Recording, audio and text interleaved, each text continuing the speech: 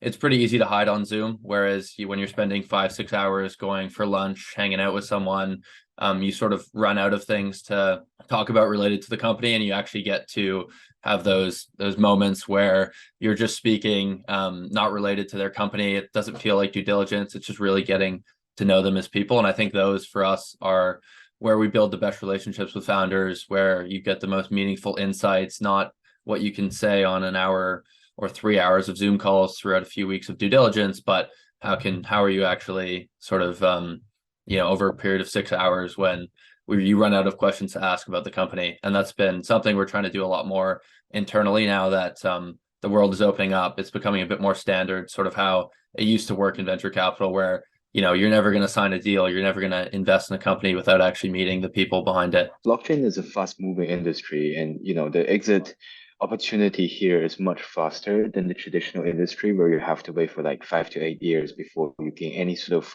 potential liquidity.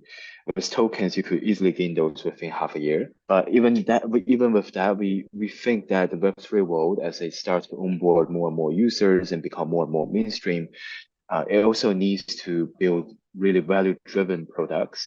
And in terms of sourcing deals specifically, we, as a generalist fund, we tend to get a bunch of different verticals coming in. So that could mean something could probably come from a pure biotech, or even like a moving and storage deal that doesn't seem like it's related to crypto.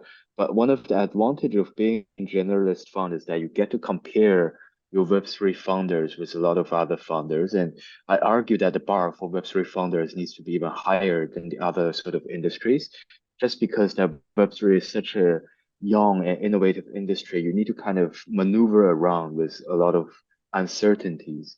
A lot of crypto's success, or many crypto project success, is due to an economic alignment between different participants in these economies. And I'm sure we've all heard, AI faces major challenges with alignment. How do you align these agents, especially as they become a bit more multifaceted in their abilities to align with human interests? And I think this is like an area that I encourage the AI alignment crowd and the open source crowd and the AI safety crowd just to start experimenting a bit more.